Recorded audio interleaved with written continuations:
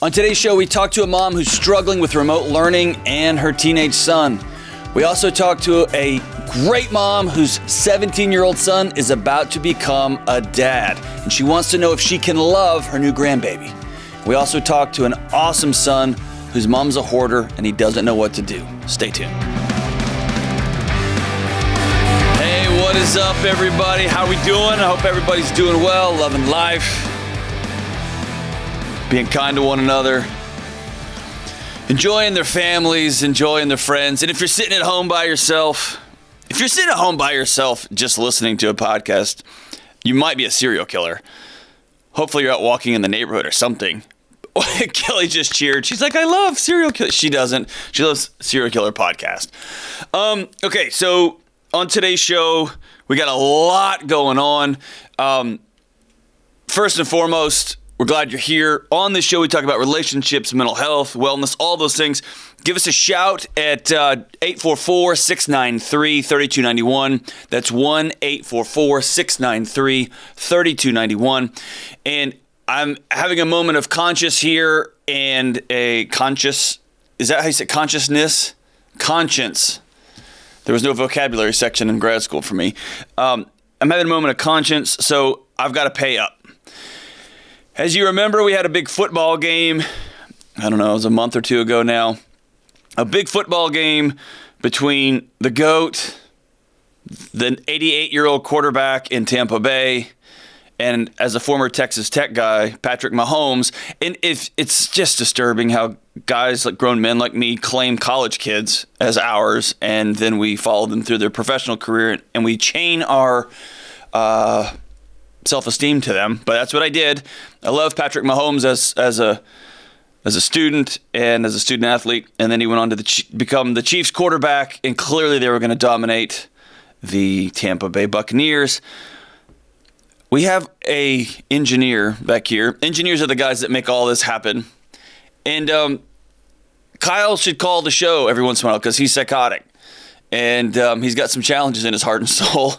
And he is a diehard. He has worn a Tampa Bay Buccaneers shirt every day since the Super Bowl, except for a few days when he wore the Tampa Bay like Devil Rays shirts, right? But here's the thing. I bet Kyle some money. I lost. I need him to pay up on camera. So here you go, Kyle. I am paying you $20 that I owe you because your old man beat my young kid. Big man to give a bet a month later. Listen, we don't all make the money that engineers make. It took me a while to save up that $20. I appreciate you being grateful and not charging me interest. Oh, that's hard for me to do, guys. Tom Brady, at some point. Do you want to do a debt-free stream? We're gonna I'm debt free. Yeah, way to go, Kyle. That's actually pretty funny. Way to go, man. That's why you don't bet engineers. They're always right. They always are right. Cannot believe Tampa Bay won. Hey, at some point, you just have to tip your hat to Tom Brady. He's just better. He's magic. He's got something, man. What a stud. That's awesome. So I am debt free. I no longer owe this engineer money. And now my soul feels lighter and free. That's awesome. All right, so we have a packed show today, so let's get right to the phones. Let's go to Lisa in Charlottesville, Virginia. Lisa, what's going on? Good morning. How can I help? Good morning, John. How are you? I'm good. How's everything? It's good. Doing good. Waiting for springtime. Yes, ma'am. All right, so what's going on? How can I help? So I have a 16-year-old son who is doing his schooling virtual at home right now. They actually had the option to go back 2 days a week, but I wasn't quite sure how the protocols were going to be. You know, of course, they tell you how it's going to be, but, you know, until you experience yourself. So I just went ahead and kept him home. He's doing really good in most of his classes, but there's always one class each semester that he's fallen behind in, and he claims that he's bored with it. It doesn't interest him.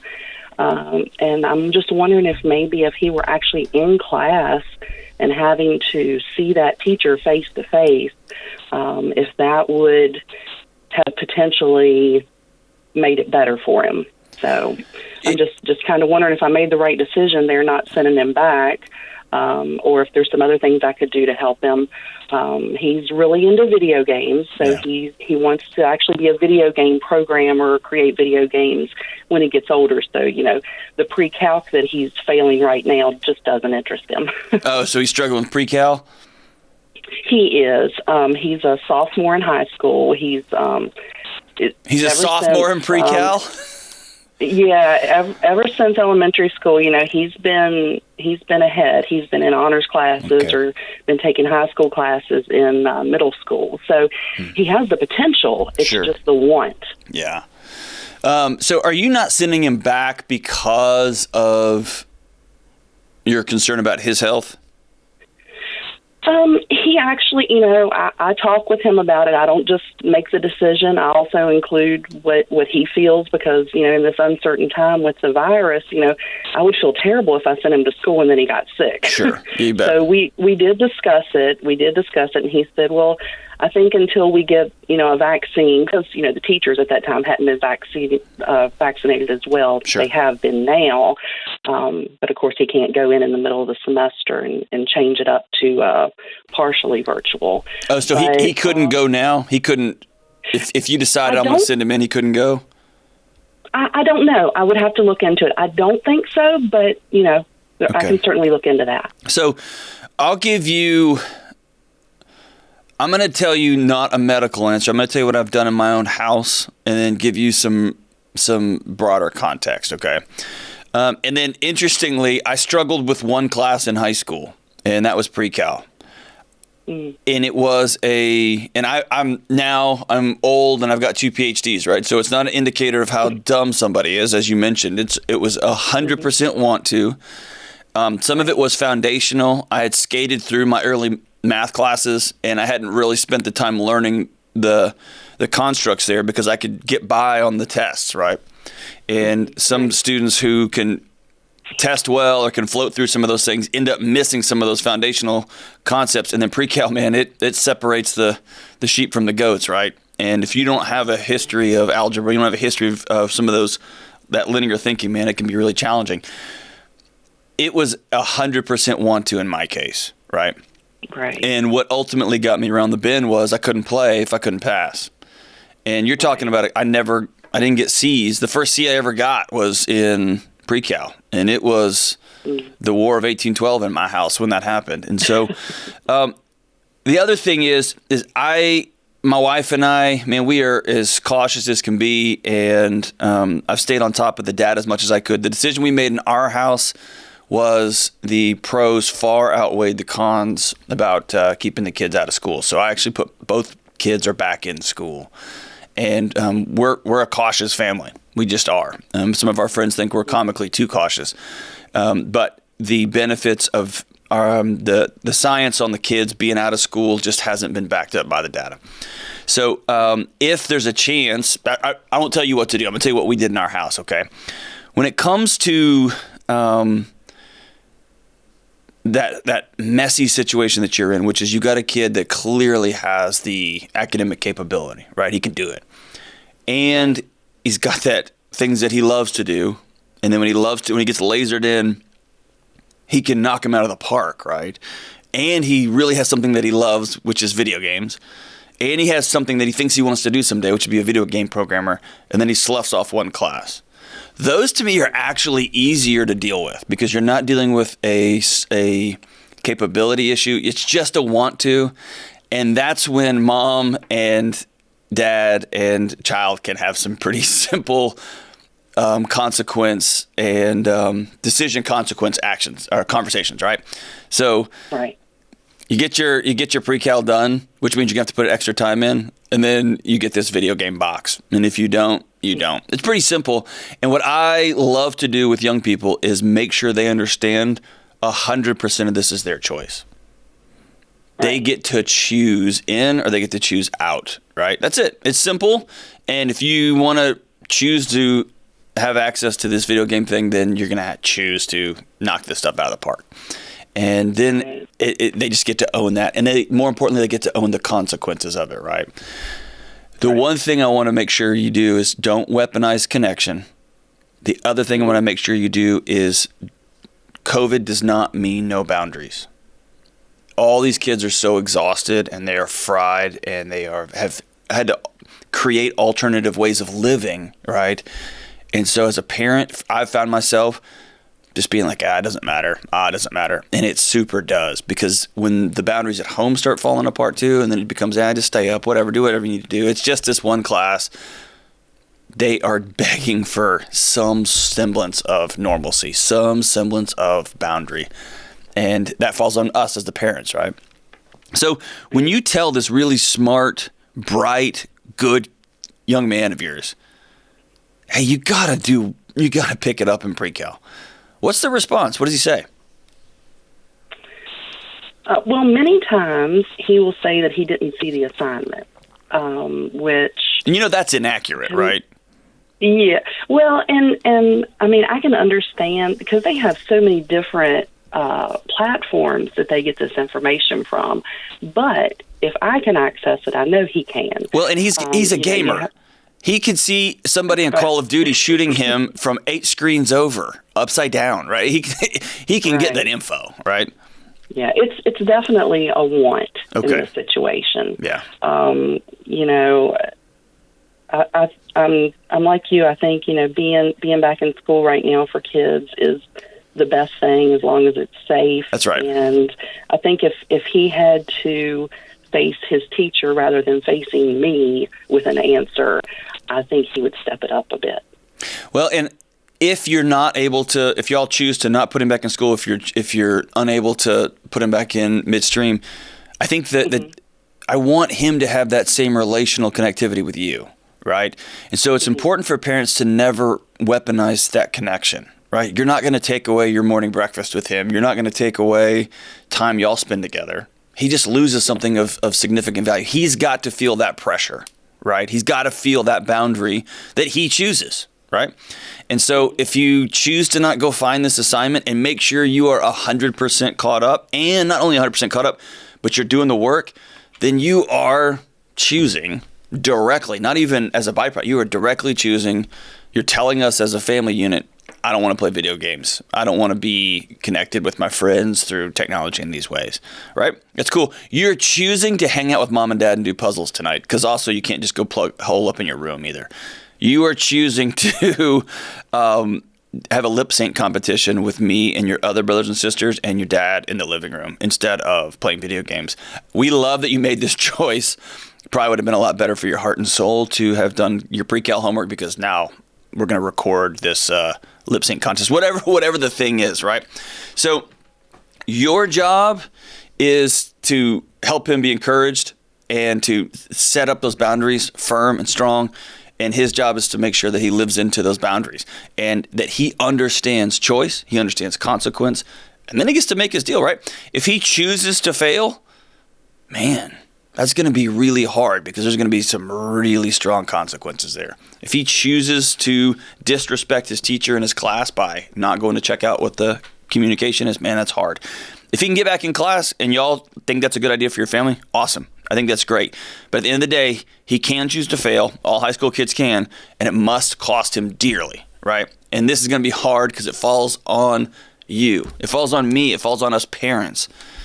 And wow, this has been a hard season of trying to find the right thing to do, right? So I appreciate your heart. For whatever it's worth, if he doesn't like pre-cal and he struggles with it and it beats him upside the head a little bit and he has to learn some hard lessons, he can still be successful. You're looking at a guy that had that exact same trajectory. So good for you for caring about him, Lisa. I'm grateful that you're out there in the world and in the community loving your kid the way you are. And tell him to give me a call. I'd love to talk to him, just see how he's doing. And I haven't had any high school kids on the show yet, so tell him to give me a shout, and we'll talk about pre-cal. I'm not going to be able to help him with it, but we can talk about it. That'd be great. All right, let's go to Kelly in Kansas City, Missouri. Kelly, what's going on? How's it happening? Hi, Dr. D. Thanks for taking my call. Thank you for calling. Thank you. I have a 17-year-old son, and he and his 16-year-old girlfriend are expecting a baby at the end of next month. Oh, wow. So it's right here, huh? Yes, it is. Yes, it is. I'm just trying to figure out how to parent through this. I've not been doing a great job, and is going to be here real soon. So how do I help support these kids to the best of my ability? I love that you asked that question and that you're vulnerable. I really do. Thank you for making this phone call. And for whatever it's worth, if I look at the data, there's several 100,000 parents across the country this year that are going to be in your same situation. And so you're helping out a lot of other people too. So thank you for making that call. So when you say you haven't been doing a good job, what does that mean?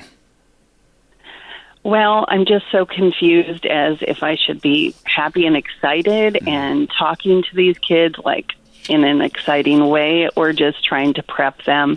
And I know that they're getting a lot of information, just trying to prep them, steer them, make sure that they're doing well in school and doing what they need to do. And but then there's, it's like, should I be excited, or should I be, pounding on them and just making sure they're doing what they need to do to graduate school? I mean, they're both juniors and they still have one more year of high school. Yeah. So they're going to be living with one of us. My son's dad and I are divorced, and then the girl's parents are still together, but it's like, maybe staying, and how do we do this? I love it. Okay, so a couple things. They are going to continue some sort of romantic relationship together and raise this baby. That's the goal? Yes, that is the goal. Okay. And they're going to move in with either you or ex-husband or her parents? We're not sure. Right Okay. now it sounds like we're on a rotation since my son goes back and forth between his dad and myself yet. Okay. But I don't know that that's the healthiest. Right. It's not. Yeah. Okay. Okay. So have you sat down and had some sort of conversation, some sort of connection with her parents? A little bit. Mainly her mom. Her dad's an alcoholic. And, Okay. but her mom seems super giddy, very excited. Sure. But she also is drowning in her own problems. Yep. Okay. Are they cool with their daughter and their new grandbaby moving in with you guys? I don't know that. Okay. We have not really had that discussion. Okay. So. And I don't know that she really could move in to either my home or my ex-husband's. I mean, I probably have the most space, but at the same time, I have a lot of pets, and the girl is allergic to a lot of things. Okay. So here's I'm going to give you a whole bunch of stuff, okay? And if it gets too much to write down, in fact, I'll say don't write this down. You can circle back whenever this episode airs, and then you can pass it along to everybody involved here. And This will give you some, hey, this guy on the radio recommended that we do some of these things together, and I want to follow that lead, right? So I'm going to give you a tip of spear here, like a way to engage in these conversations that might otherwise be a little bit messy. But your son and your new grandbaby and I don't even know what you would call her, the mother of your grandbaby, right? Because it's not going to be your daughter-in-law or anything yet. They need an adult to step up and help guide what's coming, okay? So to answer your original question, yes.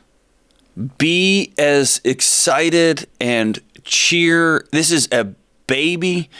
I don't want your son welcoming in a human being under a cloud of negativity and regret. And they will need somebody to cheerlead them, to teach them how wonderful and exciting and beautiful this new human being is going to be.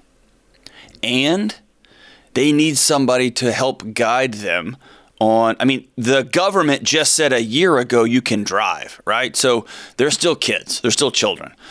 They need somebody else to help guide them on the responsibilities that they have no idea are coming their way, right? So it's a both and. But if you lean too heavy on the fire and the brimstone and the Everything in this moment, and this sounds so cliche, is led by love. Love, smiles. You are going to have to let go of this fantasy. It's gone, right? Your life took a left turn. You didn't expect it. It wasn't how you would have drawn it up, but it is what it is. Now you got to choose. I'm going to love this grandbaby till I'm going to love this little baby like she's never been loved before. And I'm going to model for my son and his girlfriend what this kind of love looks like, right? Mm-hmm. Everybody's got to be involved in that way. If that grandbaby goes to one of these homes and is bathed in shame, bathed in you shouldn't be here, your daddy screwed up, man, you are talking about legacy changing shame. You're talking about family tree altering self-hatred, and that baby doesn't deserve that. Okay, no. So everybody's got to be on the same page as much as possible. This is going to mean that somebody, and you called, so I'm appointing you. Somebody's got to call a meeting with the parents of these kids. That means you might have to get back in the same room as your ex-husband, or at least get on a Zoom call. That means her mom, if dad's not functioning, then her mom's going to come over, and y'all need to come up with a game plan. And I'd recommend 6 months to a year, and then we're going to reevaluate. I hate to tell you this, your pets come a distant third. Number 1 to grandbaby, number 2 to your own kids, number 3 animals. Okay, and if yours is the only place these children can be together, and they're not going to be in the home of an unsafe alcoholic, and they're not going to be in the home of your ex-husband who, for whatever reason, can't do it, then that means you're going to have to make some hard decisions. And you're going to have to make some hard decisions not to regret, not to resent, and not to get into that loathing cycle, man. This is all for this little baby, okay? All the focus here is on the future. So you're going to have to help your son stay involved with this child. You're going to teach him how to be involved. He's going to have to grow up real quick. And he also is going to have connection with other people, right? Sure. And finding that balance is going to be so tough. You didn't sign up for this, but it is in your lap, right? And my guess is just how you just explained her parents and your ex-husband, this is going to disproportionately fall on you. So you're going to have to be extra intentional about self-care for yourself. Whether you need to get a counselor, whether you need to get some friends in your life that can help. If you got to recruit some of your buddies from, your local group or local church, whatever, that can be on babysitting duty, because you're going to need a break too. This is going to fall on you. And what's going to happen is you're going to start hating ex-husband even more. You're going to start getting frustrated at her parents. You're going to start poking and crying. And then suddenly the human being that gets sacrificed at the edge of that resentment is this little baby. Okay? All right. Right. So you got to do whatever it takes to help your son and this young lady graduate high school. Because now you're playing a statistics game. And that is, if they don't graduate high school, there's a pretty clear trajectory, unless they become that 1 in a 5 billion person, right? Those things are going to be really tough on them. They got to go to high school. And then they either have to go find a local college that's close, they can continue this, or they're going to have to find a local trade or whatever. But the goal is they've got to continue and finish this education. It doesn't mean that their future is over. It means it's going to be way more challenging out of the gate. And getting everybody together, making a plan for 6 months, and then we're going to revisit. Then the next 6 months, and we're going to revisit. And then the next 6 months, and we're going to revisit. We're just going to have to take it a semester at a time or a year at a time. A year for a 17-year-old is 1,000 years, right? You remember those days. Right. Yes. So I'll tell you something that happened when I was a dean of students at a university. I had a young woman come in, and she was pregnant, was not part of the plan. She was a young college student. She came in with her head held down, and she walked into our dean of students office. She was trying to figure out how to take a leave of absence, what she could do, and she just had this demeanor about her that she was defeated. And I heard her talking to the admin. I stepped out and said, "Hey, come in my office." And I said, "What's going on?" She said, "Well, I'm pregnant." And I cheered. I said, "You're going to have a baby." And she looked at me and got wide-eyed. And I said, "No, you didn't. This isn't the way you drew it up, but you're going to have a baby." And I at the time had a 2-year-old, I think, or a 1-year-old, 3-year-old, something like that. And I just talked to her for a second about, this is the messiest, craziest, most bananas adventure, and I've never known love like I know right now with my little bitty girl. And she just started crying, and she said something that was heavy. She said, "You're the first person to talk about my baby as somebody to be loved." Her mom called me later that night, later that evening, and said, "I want to thank you for challenging me like that. Because everybody has met my daughter's eyes with, how could you? I can't believe you. Oh my, you did what? Your life's over, you're this." And her mom just said, "Man, I'd fallen into that trap. And so thank you for reminding me. I'm about to have a grandkid," right? Is this going to be so hard? Yes. Did you want your son to grow up and go to college and be in a fraternity? Yes. And be all silly and be goofy. And then you meet your grandkid when he's 27? Yeah, that's how you drew it up. And it's not going to happen that way. And so the quicker we can turn that dial to laser in on, man, we're got to be real specific about what life's going to look like. Real specific, because you got kids raising kid now. But also bathe everybody in love, right? So when I say that, how does that ring true to you? It feels good. You're validating that it's okay to be happy and excited about this. I mean, abortion or adoption were never on the table. Yeah. And so it feels good to know that I can support them and be happy about it. So thank you for that. Well, I thank you for your heart. And I think it could be a lot of fun. This might be cheesy, but it could be a lot of fun because now you can give parenting classes. You can give diaper or whatever, putting on and changing class, whatever. You get to do something that I can imagine many, many moms across history have wanted to do, which is your son still lives in your house. So you can teach him how to love the mother of his baby. And you could teach him what getting up at 3 a.m. to get a bottle looks like. And you can teach him what not going to the movies looks like. And you could teach him how to do what cleaning bottles with those little bottle scrubbers that were made by Satan, what that looks like, right? All that stuff. Because he has to. Because he still lives with you, right? Mm-hmm. And you get to teach him what honoring grandma looks like. And you can teach him what honoring that little baby looks like. Man. So is this a mess? There's no question. And am I being Pollyanna about it? Yes, I am. I know what's in store for you for the next 3, 4, 5, 6 years, and it's hard. Hard, hard, hard. And you're going to be a grandma, right? Yeah. Mm-hmm. There's this little baby that's about to show up. And it's going to be a disaster. It is. You know it is. Yes. Absolutely. But mine was a disaster. Not this bad of a disaster, but mine was a disaster, right? I mean, I don't know anybody who's like, oh, this is just smooth sailing. Way to go, everybody. So, yes, this is about love. Love your kids. Love her. Love this little baby. Is it a girl or a boy? It's a girl. Oh, my gosh. You're going to have a granddaughter, right? Yes. Mm-hmm.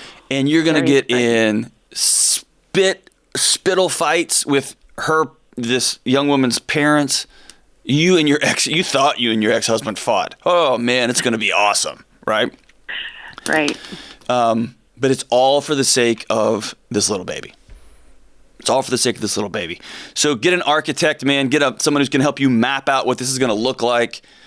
Parenting classes every Saturday for the next the next 2 years, right?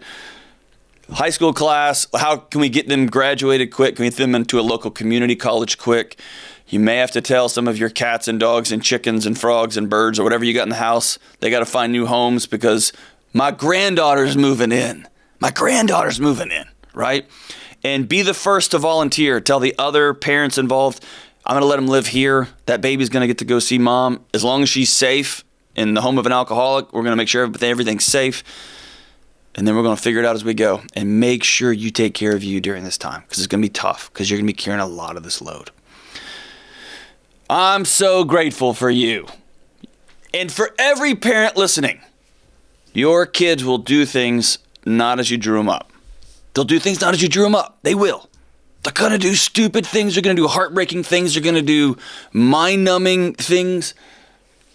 It's okay to circle back to love every single time. Every time. Every time. All right. Thank you so much, Kelly. All right. So I brought some of these with me. Throwing a curveball here, guys. Let me grab these. Oh, man. All right, so some of the most common questions I get are, what are some of my favorite books. What am I reading? What have I read recently? So I just grabbed a handful of these out of my office and out of my the little place where I read at my house, and let you know a couple of books. I'm going to show you here. A book, probably my favorite book of 2021, is Johann Hari's Lost Connections. This book is incredible. It's awesome. It is a journalist who goes down a rabbit hole to try to figure out if we've got all these solutions, quote unquote, to depression and anxiety, and it's a disease, why can't we just solve it, right? Like strep throat, we can take an antibiotic and it goes away. What's the deal? And man, he pulls a ribbon on this. This was super annoying because this is the book I was prepping to write, and then he does a way better job than I could ever do. So Johann Hari, check this book out. This book is, man, I am late to the game on this one. I met James at an event right before COVID canceled everything. He's a really remarkable guy, very kind, very, very intelligent. This book, Atomic Habits, is remarkable. It's simple, it's clear, it's very humbly written. He does one of my favorite things that an author can do, which is tip his hat to all the other people who've played a role in the research on habits. But this is really good, and it's sold millions and millions. This will be one of those books that's on the bestseller list forever, right? If you are a little bit of a sciencey nerd and you want to learn about working with kids who've got challenges, Judith Cohen is the guru on trauma, TFCBT, trauma-focused cognitive behavioral therapy, working with children. This book is heavy. This book is heavy, not scientifically, but heavy. There's a lot of hard, dark stuff in it, but it's really, really good.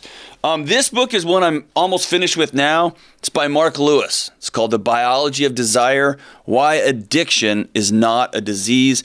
It is extraordinary. It's extraordinary. It's a well-done book. He peels back some myths. Again, we have taken all of our pathologies and we have all the things that we struggle with, depression, anxiety, addiction, and we've just labeled them all diseases. We've labeled them all diseases, and one by one, medical researchers, doctors, pedagogical experts, learning experts are saying, it's not a disease. It's something way bigger and way deeper. And more importantly, since it's not a disease, that means we can change, we can grow, we can learn, and we can begin to do new things. And that's exciting. And if you're a counselor, if you're interested in mental health, this is the masterpiece by Irvin Yalom, one of the most important guys. I had a chance to spend a minute with him in San Francisco a few years ago. He's like talking to Yoda. It's really extraordinary, but this is called The Gift of Therapy. It's a letter to young therapists, and it's extraordinary. And I just finished this book the other day by Thomas Joyner. Thomas Joyner is the best. He is my favorite. He's a suicide researcher. He's the top of the game out of Florida State. This book is kind of all over the place, but it talks about, it's called Lonely at the Top. Yeah, Lonely at the Top, by the high cost of male success. There's a new perspective on loneliness, a new perspective on what's going on culturally. I imagine it's controversial. It's got some stuff in it that I raised my eyebrows and I was like, man, I can't believe this got through a publisher. But I liked it. It's a new way of looking at problems, but it's stuff that I've been researching and I experienced myself, which is, man, when you make achievement, when you make chasing money, when you make chasing a next job title, next thing, your goal, man, you just implode. And he's got some stuff in there that talks about the nexus of there are no men run everything, and they have for a long, long, long, long time. And men lead the way in every demonstrable disease, cancer, heart attacks, strokes, obesity, diabetes. So it's this nexus of men are in control and men are dying. Right? And what can we do about it? How do we back out of this thing? What are some things we can do? And he does not just say, you know what you need to do? Get a warm bath and a candle. He gives some very practical advice. And so check out any of those books. That's just where my head is at these days, what I'm reading. And by the way, if someone's like, oh, this book has really, I don't agree with anything, I'll put that right at the top of my list. Because I want to read stuff that's going to challenge me, that I'm going to mark up and disagree with. And I love going to war with authors in a book. So, all right, let's take one more call before we wrap up the show. Let's go to Curtis in Anaheim. Curtis, what's going on? How can I help? Hey, Dr. John. Thanks for taking my call. It's a pleasure to be able to speak with you. You too, brother. What's going on? So, my mom essentially is a hoarder. Okay. She's 67. She has a 700 square foot apartment, small 2-bedroom apartment, and she's just allowed it to become a disaster zone. And her apartment complex is threatening to kick her out. Yeah. And she needs help. I want to help her. I love my mom. You know, she's not perfect. She's made a lot of mistakes, but she's loved me my whole life. And I want to help her. I want to help her clean it out. And I want to help her with tools so it doesn't happen again. And I want to help her get therapy. And I really just don't know how to approach that, how to go about doing that. Man, I love you, Curtis. Thanks for calling. Thanks for loving your mom, man. And hoarding is embarrassing, and it's gross, and it's hard, and you're doing a brave thing leaning into that, man, and I'm grateful for you, dude. So, Thank you. When did this kick off? Often hoarding behaviors start early in somebody's life. You can trace it back, but sometimes something happens. There's a death in the family. There is some behavior that just flips a switch, and then things pile up like real quick. Yeah, well, so her parents were hoarders, my grandparents. Okay. And so she kind of grew up in a home like that. And, you know, she grew up broke. Her dad couldn't hold down a job. She didn't know, where money was going to come from. Yeah. If they were going to be able to buy groceries and clothes and so forth. So she kind of grew up in that environment where her parents had that scarcity mindset. And so they just accumulated everything because they didn't know where, if they were going to be able to buy something in the future. And so that's kind of like a script that was built into her, kind of like her subconscious, I guess. But it started for her maybe 10 years ago, probably, when she really started doing it herself. And what does it look like? Is it newspapers and magazines and old food, or is it a specific type of collection that's gotten out of control, or pets? What does it look like? Paint a picture for me. Yeah. So it's the magazines. It's old food. Okay. She's a very avid crocheter, so she has mountains of yarn. Okay. And I'm not embellishing. No, I know you're not. Yarn that go to the ceiling. Yeah. And just old mail. Okay. So if you go to her house, walk me through, if you knocked on her door today and you had a buddy with you and y'all were wearing gloves and you said, Mom, we're cleaning up today, what would happen? She probably wouldn't let us in. Okay. She would say, get out. This is my house. Right. Okay. What is she protecting herself from? She's embarrassed. Okay. She's ashamed of what's going on. She doesn't want people to judge her. Yep. And that shame leads to more cover-up behavior, which leads to more loneliness, which leads to more cover-up behavior, and so it goes, right? Right, yeah. So before I kind of walk through what you can do, are you experiencing this? No, not at all. So you have no hoarding tendencies, no hanging on to things, or no sentimental that you feel is maybe a little bit high, a little bit on the high end? No, completely opposite. You're a minimalist, right? You live in there's nothing on the walls. Well, my wife takes care of the walls, but I try to have as little as possible. Okay. And I think too, because I grew up seeing my grandparents in their house, and so I saw just how horrible of a life that is, and I just don't want that to happen to me. Yeah. Okay, so this, the hoarding can be considered a disorder. Y'all know how much I disdain the DSM, but it's just the excessive accumulation of objects that lead to a mess, and there's really not a reason to have all this stuff, right? There's not a reason to have 17 years of magazines and old food and old dog food, etc. It doesn't make rational sense, if you will, why these things are being kept. Yeah. And then number two, there's an unwillingness to part with these things. And number three is where the kicker is there's an interference with healthy functioning, right? There's an inability to have people over. That's that, like you talked about, that shame, and then it just loops and loops and loops, and suddenly you are trapped, right? So here's the tough news for you. true hoarding, right, is this nexus of impulsivity, and it sounds like a really awful word, but neurotic is the word. People are not functioning out of their rational mind, right? Yeah. And that impulsivity is very, very hard to treat. And so this is just me. I've always thought there was an anxiety, OCD, addiction component to hoarding. That's just me. That's just how I read some of that literature. I haven't actually done a big deep dive into the literature, but it's this looping, I need to solve this problem, and then I'm just going to keep this, and then I get stuck on it. And then when someone tries to help me with that, then I grab even tighter. So this isn't like TV. These are really hard to treat.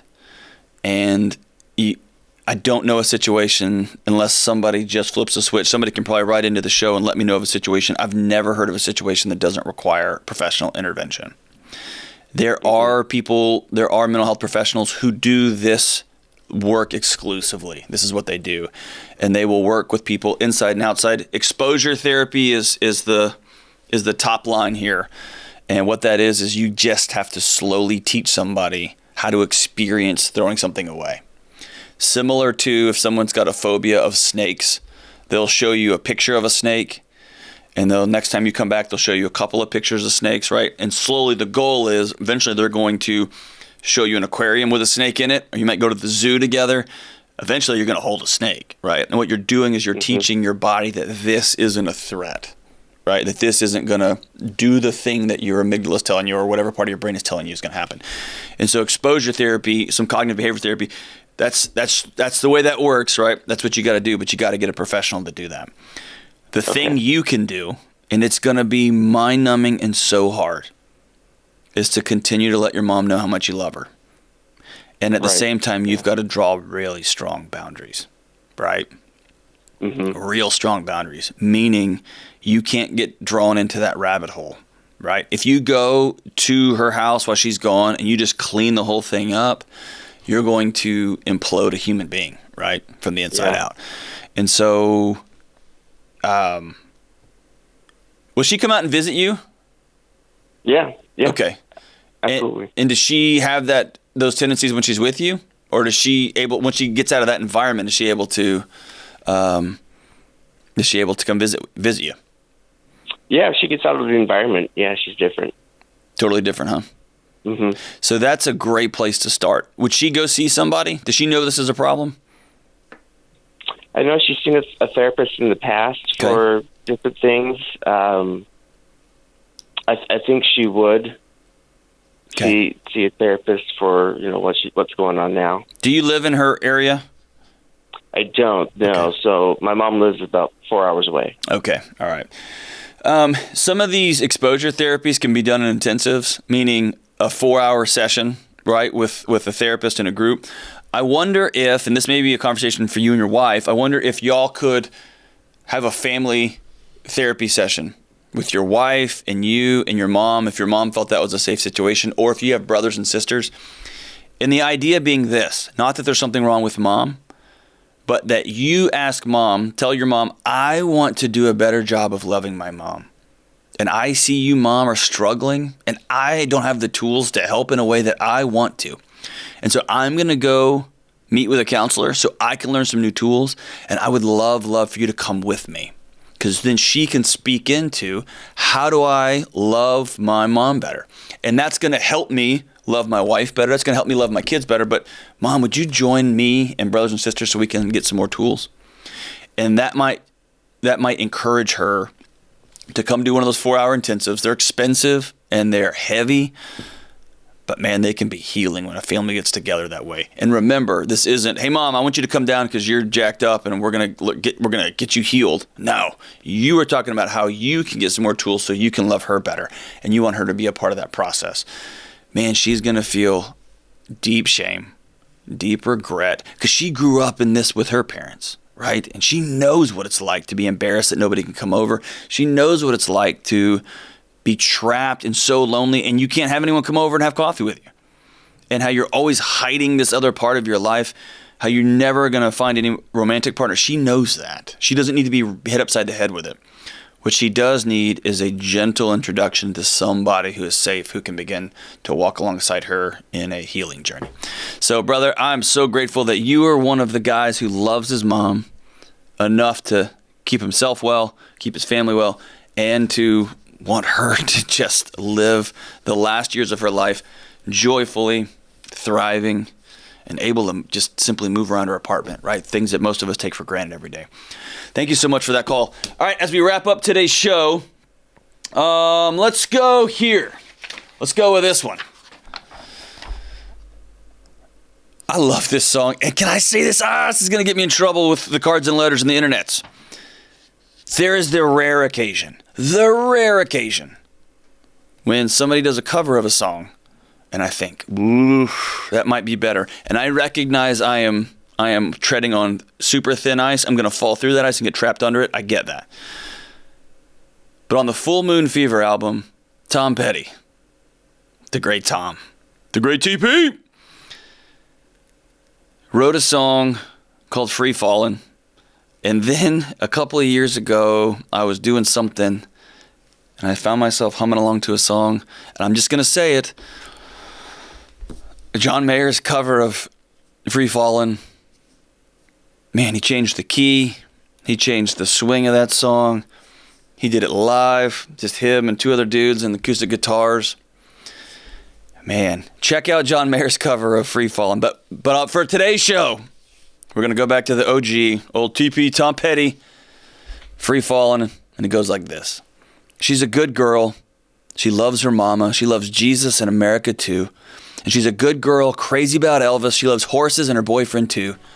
It's a long day living in Reseda. There's a freeway running through the yard, and I'm a bad boy because I don't even miss her. I'm a bad boy for breaking her heart, and I'm free falling. And all the vampires walking through the valley move west down Ventura Boulevard. All the bad boys are standing in the shadows, and the good girls are home with broken hearts. And I want to glide down over Mulholland. I want to write her name in the sky. I'm going to free fall out into nothing. I'm going to leave this world for a while. I can't sing that. I was going to hit it, but I missed it. I'm going to leave this world for a while because I'm free falling right here on the Dr. John Delony Show.